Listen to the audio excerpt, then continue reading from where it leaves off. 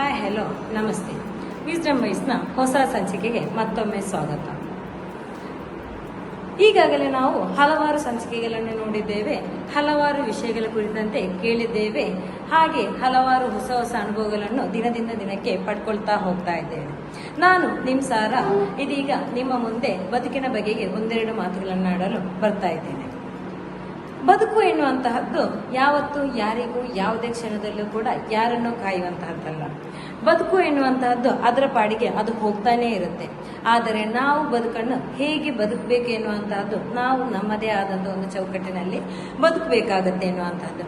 ಬದುಕಿನಲ್ಲಿ ನಾವು ಯಾವುದಕ್ಕೆ ಪ್ರಾಶಸ್ತ್ಯ ಕೊಡ್ತಾ ಇದ್ದೇವೆ ಎನ್ನುವುದಕ್ಕಿಂತಲೂ ಕೂಡ ಬದುಕಿನಲ್ಲಿ ಯಾವುದು ನಮಗೆ ಮುಖ್ಯ ಆಗಬೇಕು, ಯಾವುದು ನಮಗೆ ಪ್ರಾಶಸ್ತ್ಯವನ್ನು ನೀಡುವಂತಿರಬೇಕು ಎನ್ನುವುದರ ಕುರಿತಂತೆ ನಾವೇ ಆಲೋಚಿಸಬೇಕು.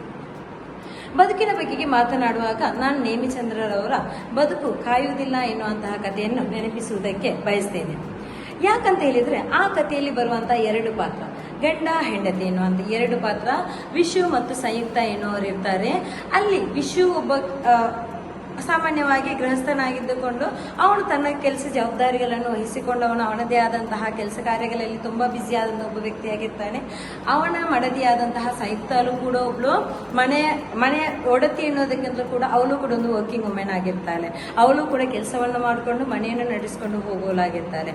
ಒಬ್ಬ ಗಂಡನಾದವನು ಹೆಂಡತಿಗೆ ಸಮಯವನ್ನು ಮೀಸಲಿರಿಸುವಂತದ್ದು ಎಷ್ಟು ಮುಖ್ಯ ಎನ್ನುವುದಕ್ಕಾಗಿ ಆ ಕಥೆಯನ್ನು ನಮಗೆ ಓದ್ತಾ ಹೋದಾಗೆ ನಮ್ಗೆ ಅನಿಸುತ್ತೆ, ನಾವು ಬದುಕಿನಲ್ಲಿ ಹಣ, ಪ್ರಶಸ್ತಿ, ಅಥವಾ ಏನು ಯಶಸ್ಸು ಎನ್ನುವುದರ ಹಿಂದೆ ಹೋಗ್ತಾ ಹೇಗೆ ನಮ್ಮ ಮಡದಿ, ಮಕ್ಕಳು, ಮನೆ, ಕುಟುಂಬ ಎನ್ನುವುದನ್ನು ಹಿಂದೆ ಸರಿಸ್ತಾ ಇದ್ದೇವೆ ಎನ್ನುವಂತಹದ್ದು. ಬದುಕು ಎನ್ನುವಂತಹದ್ದು ನನ್ನನ್ನು, ನಿನ್ನನ್ನು, ಇನ್ನೊಬ್ಬರನ್ನು ಕಾಯುವಂತಹದ್ದಲ್ಲ, ಕಾಯಿಸುವಂತಹದ್ದಲ್ಲ. ಅದು ಏನು ಮಾಡುತ್ತೆ ಅಂತ ಹೇಳಿದ್ರೆ ದಿನದಿಂದ ದಿನಕ್ಕೆ ಅದು ಬದಲಾವಣೆಗೆ ಒಳಗೊಳ್ತಾ ಹೋಗುತ್ತೆ ಎನ್ನುವಂಥದ್ದನ್ನು ನಾವಿಲ್ಲಿ ಗಮನಿಸಬೇಕಾದಂತಹ ಒಂದು ಅಂಶ. ಆ ಕಥೆಯಲ್ಲಿ ನಾವು ಗಮನಿಸಬೇಕಾದಂತಹ ಬಹಳ ಮುಖ್ಯವಾದಂತಹ ಅಂಶ ಅಂತ ಹೇಳಿದ್ರೆ, ಅಲ್ಲಿ ವಿಶು ಮತ್ತು ಸಂಯುಕ್ತ ಇಬ್ರು ಕೂಡ ಏನ್ ಮಾಡಿರ್ತಾರೆ, ತನ್ನ ಮದುವೆ ಆದಂತಹ 10ನೇ ವಾರ್ಷಿಕೋತ್ಸವವನ್ನು ಸಂಭ್ರಮಿಸುವುದಕ್ಕಾಗಿ ಅಥವಾ ಆ ಒಂದು 10 ವರ್ಷಗಳಲ್ಲಿ ಕಳೆದು ಹೋದಂತಹ ದಿನವನ್ನು ಮತ್ತೆ ನೆನಪಿಸ್ಕೊಳ್ಬೇಕಂತ ಹೇಳಿ 2ನೇ ಮದುಮಂಚಕ್ಕಂತ ಹೇಳಿ ಹೋಗಿರ್ತಾರೆ. ಆದರೆ ಆ ಹೋದಾಗ್ಲೂ ಕೂಡ ಗಂಡ ಹೆಂಡತಿಯರು ಏಕಾಂತವನ್ನು ಬಯಸಿಕೊಂಡು ಊರು ಬಿಟ್ಟು ಪರ ಊರಿಗೆ ಹೋಗಿ ಇದ್ದುಕೊಂಡ್ರೂ ಕೂಡ ವಿಶುವಿನ ತಲೆಯಲ್ಲಿರುವಂತಹ ಆಲೋಚನೆಗಳೆಲ್ಲವೂ ಕೂಡ ತನ್ನ ಕೆಲಸ ಕಾರ್ಯಗಳಲ್ಲಿ ಮಗ್ನವಾಗ್ತಾ ಇದ್ದಂತ ಆಫೀಸ್ನ ಕಡೆಗೆ. ನನ್ನ ಈ ಕೆಲಸ ಇವತ್ತು ಬಾಕಿ ಆಯ್ತು, ನಾನು ಆ ಕೆಲಸವನ್ನು ಮಾಡಬೇಕಾಗಿತ್ತು. ಅವಳ ಜೊತೆಗೆ ಹೊರಗಡೆ ಹೋದಾಗ್ಲೂ ಕೂಡ ಅವನು ಇಮಿಡಿಯೇಟ್ ಆಗಿ ನಾನು ರೂಮಿಗೆ ಹೋಗ್ಬೇಕು, ರೂಮಿನಲ್ಲಿದ್ದುಕೊಂಡು ನಾನೇನ್ ಮಾಡ್ಬೇಕು, ಅವರಿಗೆ ಕಾಲ್ ಮಾಡಬೇಕು, ಈ ಕ್ಲೈಂಟ್ಗೆ ಕಾಲ್ ಮಾಡಬೇಕಾಗಿದೆ, ಆ ಕೆಲಸ ಆಗ್ಬೇಕಾಗಿದೆ, ಈ ಕೆಲಸ ಆಗ್ಬೇಕಾಗಿದೆ, ಆ ಪ್ರಾಜೆಕ್ಟ್ ಬಗ್ಗೆ ಆಲೋಚಿಸಬೇಕು. ಈ ರೀತಿಯಾಗಿ ಆಲೋಚಿಸುವಾಗ ಅಲ್ಲಿ ಕೆಲವೊಂದು ಪ್ರಶ್ನೆಗಳನ್ನು ಸಂಯುಕ್ತ ಕೇಳ್ತಾಳೆ ವಿಶುವಿನ ಜೊತೆಗೆ. ವಿಶು, ನೀನು ಬದುಕುವುದು ಯಾಕಾಗಿ? ನಿನ್ನ ಬದುಕಿನ ಗುರಿ ಎನ್ನುವಂತಹದ್ದು ಯಾವುದು? ನಿನ್ನ ಬದುಕಿನಲ್ಲಿ ಯಶಸ್ಸು ಅಂದ್ರೆ ಏನು ಎನ್ನುವಂತಹದ್ದು?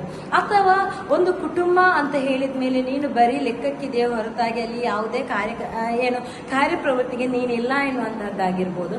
ಮೊದಲಾದಂತಹ ಪ್ರಶ್ನೆಗಳು ಹೇಗೆ ಕಾಡುತ್ತೆ ಅಂತ ಹೇಳಿದ್ರೆ, ಸಾಮಾನ್ಯವಾಗಿ ಯಶಸ್ಸಿನ ಹಿಂದೆ ಓಡಾಡ್ತಾ ಹೋಗುವಂತಹ ಯಾರು ಗಂಡಸರಾಗಿರ್ಬೋದು, ಹೆಂಗಸರಾಗಿರ್ಬೋದು, ಕುಟುಂಬದಿಂದ ನಾವು ಹೇಗೆ ಹಿಂದೆ ಸರಿತಾ ಬರ್ತಾ ಇದ್ದೇವೆ ಎನ್ನುವಂಥದ್ದು. ಒಂದು ಮನೆ ಅಂತ ಹೇಳಿದ ಮೇಲೆ, ಗಂಡ ಹೆಂಡತಿ ಅಂತ ಹೇಳಿದ ಮೇಲೆ ನಾವು ಕೆಲಸ ಕಾರ್ಯಗಳಿಗೆ, ಅನ್ಯ ಕಾರ್ಯಗಳಿಗೆ ಎಷ್ಟು ಮಹತ್ವವನ್ನು ಕೊಡ್ತೇವೋ, ಅಥವಾ ಸ್ನೇಹಿತರಾಗಿರ್ಬೋದು, ನಮ್ಮ ಕ್ಲೈಂಟ್ಸ್ ಆಗಿರ್ಬೋದು, ಅಥವಾ ಇನ್ನುಳಿದಂತಹ ನಮ್ಮ ಪ್ರಾಜೆಕ್ಟ್ಗಳ ಬಗೆಗೆ ನಾವು ಎಷ್ಟು ಗಮನವನ್ನು ಹರಿಸ್ತೇವೋ ಅಷ್ಟೇ ಜವಾಬ್ದಾರಿಗಳು ಕೂಡ ನಮ್ಮ ಮನೆಯಲ್ಲಿರುತ್ತೆ. ಈಗ ಗಂಡ ಹೆಂಡತಿ ಇಬ್ಬರೂ ಕೂಡ ಉದ್ಯೋಗಸ್ಥರಾಗಿದ್ದಾಗ ಮನೆಯಲ್ಲಿದ್ದಂತಹ ಮಗುವಿಗೆ ಅಥವಾ ಮನೆಯಲ್ಲಿರುವಂತಹ ಮಕ್ಕಳಿಗೆ ಏನಾದರೂ ಹೆಚ್ಚು ಕಡಿಮೆ ಆದಾಗ ಅವುಗಳನ್ನು ನೋಡಿಕೊಳ್ಳುವುದಕ್ಕಾಗಿ ಹೆಂಡತಿ ಹೊಂದಿಸಿಕೊಂಡು ಹೋಗಿ ತನ್ನ ಕೆಲಸವನ್ನು, ಮನೆ ಮಗುವನ್ನು ನೋಡ್ತಾ ಇಲ್ಲ ಅಂತ ಹೇಳುವಾಗ ಗಂಡನಾದವನಿಗೆ ಯಾಕೆ ಸಾಧ್ಯ ಆಗ್ತಾ ಇಲ್ಲ? ಅಲ್ಲಿ ಸಂಯುಕ್ತ ಮತ್ತೊಂದು ಪ್ರಶ್ನೆಯನ್ನು ಕೇಳ್ತಾಳೆ, ವಿಶು, ನೀನೇನಾದ್ರೂ ಸಾಯುವಂತಹ ಮರ್ಮಶೈಲಿಯಲ್ಲಿದ್ದಾಗ ನೀನು ಯಾವುದರ ಬಗೆಗೆ ಹೆಚ್ಚು ಗಮನವನ್ನು ಕೊಡ್ತೀಯ? ನಾನು ಆಫೀಸಿನಲ್ಲಿ ಹೆಚ್ಚು ಸಮಯವನ್ನು ಕಳೆಯಲಿಲ್ವಲ್ಲ ಎನ್ನುವುದರ ಬಗೆಗೆ ನೀನು ಆಲೋಚಿಸ್ತೀಯ ಅಂತ ಹೇಳಿ ಅಲ್ಲಿ ಪ್ರಶ್ನೆಯನ್ನು ಕೇಳುವಾಗ ಅದು ಅವನ ಮನಸ್ಸಿನ ಆಳಕ್ಕೆ ನಾಟುತ್ತೆ. ಯಾಕಂತ ಹೇಳಿದ್ರೆ ತಾನು ಏನಾಗಿದ್ದೆ, ಯೌವನದಲ್ಲಿ, ಬಾಲ್ಯದಲ್ಲಿರುವಾಗ ಅದೆಷ್ಟು ಸಮಯಗಳು ನನ್ನ ಕೈಯಲ್ಲಿ ಇತ್ತು ಅಂತ ಹೇಳಿದ್ರೆ ನಾನು ಏನ್ ಮಾಡ್ತಾ ಇದ್ದೆ, ನಾನು ಬದುಕಿನಲ್ಲಿ ಎಂಜಾಯ್ ಮಾಡ್ತಾ ಇದ್ದೆ, ಸ್ನೇಹಿತರ ಜೊತೆಗೆ ಸಮಯವನ್ನು ಕಳೀತಾ ಇದ್ದೆ, ಕುಟುಂಬಕ್ಕಾಗಿ ಸಮಯವನ್ನು ಕೊಡ್ತಾ ಇದ್ದೆ, ಹೆತ್ತವರೊಂದಿಗೆ ಬದುಕ್ತಾ ಇದ್ದೆ ಅಥವಾ ಹೆತ್ತವರ ಜೊತೆಗೆ ಬೆರೀತಾ ಇದ್ದೆ ಅನ್ನುವಂಥದ್ದು. ಆದರೆ ಇವತ್ತಿನ ದಿನಗಳಲ್ಲಿ ಏನಾಗ್ತಾ ಇದೆ, ಅದರಿಂದ ನಾನು ಮರೆಮಾಚ್ತಾ ಇದ್ದೇನೆ ಅನ್ನುವಂಥದ್ದನ್ನು ಅಲ್ಲಿ ಅವನು ಗುರುತಿಸಿಕೊಳ್ಳುವಂತಹದ್ದು. ಅಂದ್ರೆ ಈ ಕಥೆಯನ್ನು ಓದ್ತಾ ಹೋದಾಗೆ ನಮ್ಮಲ್ಲಿ ಆಗುವಂತ ಅನುಭವ ಏನಂತ ಹೇಳಿದ್ರೆ, ಬದುಕು ಯಾರನ್ನೂ ಕೂಡ ಕಾಯುವುದಿಲ್ಲ, ವಿಶ್ವ ಮತ್ತು ಸಂಯುಕ್ತಾಲ ನಡುವೆ ಇರುವಂತಹ ಜಗಳ ಬರೀ ಅವರಿಬ್ಬರ ಮಾತಾಗಿರುವುದಿಲ್ಲ. ಆಧುನಿಕವಾಗಿ ಉದ್ಯೋಗದ ನಿಮಿತ್ತವಾಗಿ ಅಥವಾ ಬೇರೆ ಯಾವುದೋ ಕಾರ್ಯನಿಮಿಷಗಳಲ್ಲಿ ಏನು ಸಂಪೂರ್ಣವಾಗಿ ಬ್ಯುಸಿಯಾಗಿರುವಂತಹ ದಂಪತಿಗಳಿಗಾಗಿರ್ಬೋದು, ವಿದ್ಯಾರ್ಥಿ ಜೀವನ ಆಗಿರ್ಬೋದು, ಅಥವಾ ಬದುಕಿನಲ್ಲಿ ಯಶಸ್ಸನ್ನು ಕಾಣಬೇಕು ಅಂತ ಹೇಳಿದಂತಹ ಮಗನ ಬದುಕಾಗಿರ್ಬೋದು, ಹೆತ್ತವರಿಗೆ ಸಮಯವನ್ನು ನೀಡದೇ ಇರುವಂತಹದ್ದಾಗಿರ್ಬೋದು. ಅದೇ ರೀತಿಯಾಗಿ ಏನು ನಮ್ಮ ಬಾಲ್ಯದಲ್ಲಿ ನಾವು ಸ್ನೇಹಿತರ ಜೊತೆಗೆ ಬೆರೀತಾ ಇದ್ದಂಥವರು ಬೆಳೀತಾ ಹೋದಾಗೆ ನಾವು ನಮ್ಮ ಹಾದಿಯನ್ನು ನೋಡ್ತಾ ಇದ್ದೇವೆ. ಅದು ಯಶಸ್ಸು ಎನ್ನುವಂತಹದ್ದು, ಅಂದ್ರೆ ಯಶಸ್ಸು ಎನ್ನುವಂಥದ್ದು ಆನಂದದಲ್ಲಿದೆಯೋ ಅಥವಾ ಆನಂದ ಎನ್ನುವಂತಹದ್ದು ಯಶಸ್ಸಿನಲ್ಲಿದೆಯೋ ಎನ್ನುವಂತಹ ಪ್ರಶ್ನೆಯೂ ಕೂಡ ಅಲ್ಲಿ ಕಾಡುತ್ತೆ. ಅದರ ಬಗ್ಗೆಗೂ ಕೂಡ ನಾವೇನ್ ಮಾಡ್ಬೇಕಾಗತ್ತೆ, ಆಲೋಚಿಸಬೇಕಾಗತ್ತೆ ಎನ್ನುವಂತಹದ್ದು. ಅಂದ್ರೆ ಬದುಕಿನ ಪ್ರತಿಯೊಂದು ಕ್ಷಣವನ್ನು ನಾವೇನಾಗಬೇಕು, ಆ ಕ್ಷಣದಲ್ಲೇ ಬದುಕುವಂತಹದ್ದನ್ನು ಪ್ರಯತ್ನಿಸಬೇಕು. ಅಲ್ಲಿ ನಾವು ಏನೋ ವಿಶ್ವ ಮತ್ತು ಸಂಯುಕ್ತಾಲ ಮಾತಿನ ಮಧ್ಯದಲ್ಲಿ ಒಂದು ಮಾತು ಬರುತ್ತೆ. ಒಂದು ದಿನ ಏನು ಅವರ ಮಗನಾದಂತಹ ಮುನ್ನುವಿಗೆ ತುಂಬಾ ಹುಷಾರಿಲ್ಲದಾಗುತ್ತೆ. ಆ ದಿನದಲ್ಲಿ ಅವನೇನ್ ಮಾಡ್ತಾನೆ, ವಿಶ್ವಿನ ಜೊತೆ ಒಂದು ದಿನ ರಜೆ ತಗೊಂಡು ಮಗುವಿನ ಜೊತೆ ಇರು ಅಂತ ಹೇಳಿದಾಗ ವಿಶ್ವಿಗೆ ಇರೋದಕ್ಕೆ ಸಾಧ್ಯ ಆಗೋದಿಲ್ಲ. ಆಗ ಸಂಯುಕ್ತಾಲೆ ರಜೆಯನ್ನು ತೆಗೆಯುವುದಕ್ಕೆ ಸಾಧ್ಯ ಆಗದೆ ಇಂಪಾರ್ಟೆಂಟ್ ಆದಂತಹ ಕೆಲಸ ಇರೋದ್ರಿಂದ ಅವಳ ಏನು ಮನೆಯ ಪಕ್ಕದಲ್ಲಿರುವವರನ್ನು ನಿಲ್ಲಿಸಿಕೊಂಡು ಹೋಗ್ತಾ ಇಲ್ಲ ಮಗನ ಜೊತೆಗೆ. ಆ ಸಂದರ್ಭದಲ್ಲಿ ಸಂಜೆ ವಿಶ್ವಿಗೆ ಆಫೀಸಿಗೆ ಹೋದ್ರೂ ಕೂಡ ಅವನ ತಲೆಯಲ್ಲಿ ಏನಿರುತ್ತೆ, ಪಾಪ ಸಂಯುಕ್ತ ಅವಳು ಎಲ್ಲಾ ಕೆಲಸಗಳನ್ನು ಬಿಟ್ಟು ಮಗನ ಜೊತೆಗೆ ಇದ್ದಾಳಲ್ಲ, ಅವಳನ್ನು ಕೂಡ ನಾನು ಅರ್ಥೈಸ್ಕೊಳ್ಬೇಕಾಗಿತ್ತಲ್ವ ಮೊದಲಾದಂತಹ ಆಲೋಚನೆಗಳಿದ್ರೂ ಕೂಡ ಅವನ ಕೆಲಸ ನಿಮಿತ್ತವಾಗಿ ಅವನಿಗೆ ಬರುವುದಕ್ಕೆ ಆಗುದಿಲ್ಲ. ಸಂಜೆ ಬೇಗ ಬಂದಾಗ ಮನೆಯಲ್ಲಿ ಯಾರಿರೋದಿಲ್ಲ, ಸಂಯುಕ್ತ ಇರುವುದಿಲ್ಲ, ಬದಲಿಯಾಗಿ ಕೆಲಸ ಅಥವಾ ಆಚೆ ಮನೆಯ ಒಂದು ಹೆಂಗಸ ಇರ್ತಾಳೆ. ಆಗ ಅವನನ್ನು ಪ್ರಶ್ನಿಸಿದಾಗ, ಓಶೋ ನಿನ್ಗೆ ಕಷ್ಟ ಆಯ್ತು ಇರ್ಬೇಕಂತ ಹೇಳಿದಾಗ ಅವಳು ಹೇಳ್ತಾಳೆ, ಇಲ್ಲ ನನಗೇನು ಕಷ್ಟ ಆಗ್ಲಿಲ್ಲ, ನನಗೆ ಸಂಯುಕ್ತ ಮಾಡಿರುವಂತಹ ಕೆಲಸಕ್ಕಿಂತಲ್ಲ ಅಥವಾ ನನಗೆ ಅವಳು ಮಾಡಿರುವಂತಹ ಸಹಾಯಕ್ಕಿಂತ ಇದೇನು ಕೂಡ ಕಡಿಮೆ ಅಲ್ಲ ಎನ್ನುವ ರೀತಿಯಲ್ಲಿ ಮಾತಾಡುವಾಗ ಆಗ ಒಮ್ಮೆ ವಿಶ್ವ ಆಲೋಚಿಸ್ತಾನೆ, ಈ ಸಂಯುಕ್ತಾಲಿಗೆ ಇಷ್ಟೆಲ್ಲ ಸಮಯ ಎಲ್ಲಿಂದ ಬರುತ್ತೆ. ನೀವು ಆಲೋಚಿಸಬೇಕಾದಂತಹ ವಿಷಯ, ಎಲ್ಲರಲ್ಲೂ ಕೂಡ ಸಮಯ ಇರುವಂತಹದ್ದು 24 ಗಂಟೆನೆ. ಆ 24 ಗಂಟೆಯಲ್ಲಿ ನಾನು ನಮ್ಮವರಿಗಾಗಿ ಎಷ್ಟು ಸಮಯವನ್ನು ಮೀಸಲಿರಿಸ್ತಾ ಇದ್ದೇನೆ, ನಾನು ನಮ್ಮವರನ್ನು ಎಷ್ಟು ಪ್ರೀತಿಯಿಂದ ನೋಡ್ಕೊಳ್ಳೋದಕ್ಕೆ ಪ್ರಯತ್ನಿಸ್ತಾ ಇದ್ದೇನೆ, ನಮ್ಮವರು ಕುಟುಂಬ ಅಥವಾ ಈ ರೀತಿಯಾದಂತಹ ಸಂತೋಷ ಎನ್ನುವಂಥದ್ದನ್ನು ನಾನು ಯಾವ ರೀತಿಯಾಗಿ ಬದುಕುವುದನ್ನು ಕಲಿಯಬೇಕಾಗಿದೆ ಎನ್ನುವುದನ್ನು ನಾನು ಯಾವುದೇ ಒಂದು ಕೆಲಸವನ್ನು ಮಾಡುವಾಗ ನಾವು ಅದರದ್ದೇ ಆದೊಂದು ಶೆಡ್ಯೂಲ್ ಅನ್ನು ಮಾಡಬೇಕು. ವಾರದ ದಿನಗಳೆಲ್ಲವೂ ಕೂಡ ನನ್ನ ಆಫೀಸ್ನಲ್ಲಿದ್ದಾಗ ವಾರದ ರಜಾ ದಿನವನ್ನು ನನ್ನ ಕುಟುಂಬಕ್ಕಾಗಿ ಮೀಸಲಿಸುವಂಥದ್ದು ಇರ್ಬೋದು, ಅಥವಾ ಕೆಲವೊಂದು ದಿನಗಳನ್ನು ನನ್ನ ಸ್ನೇಹಿತರ ಜೊತೆಗೆ ಓಡಾಡುವಂತಹದ್ದು ಇರ್ಬೋದು, ಅಥವಾ ಕುಟುಂಬದ ಸದಸ್ಯರೊಂದಿಗೆ ಹೊರಗಡೆ ಹೋಗುವಂತಹದ್ದು ಇರ್ಬೋದು. ಈ ರೀತಿಯಾದಂತಹ ಒಂದು ವಾತಾವರಣವನ್ನು ಬೆಳೆಸ್ತಾ ಹೋಗ್ತಾ ಇದ್ದೇವೆ ಅಂತ ಹೇಳಿದಾಗ ಅದು ಏನಾಗುತ್ತೆ ಅಂತ ಹೇಳಿದ್ರೆ, ನಮ್ಮೊಳಗಡೆ ಏನಾಗುತ್ತೆ, ಅವಳು ದುಡಿತಾ ಇದ್ದಾಳೆ, ಅವಳು ಹಾಗೆ ಮಾಡ್ತಾ ಇದ್ದಾಳೆ, ಹೀಗೆ ಮಾಡ್ತಾ ಇಲ್ಲ, ಕುಟುಂಬಕ್ಕೆ ಸಮಯವನ್ನು ನೀಡ್ತಾ ಇಲ್ಲ ಎನ್ನುವಂತ ಆ ಒಂದು ಪರಿಮಿತಿಯಿಂದ ಹೊರಬರೋದಕ್ಕೆ ಸಾಧ್ಯ ಆಗುತ್ತೆ.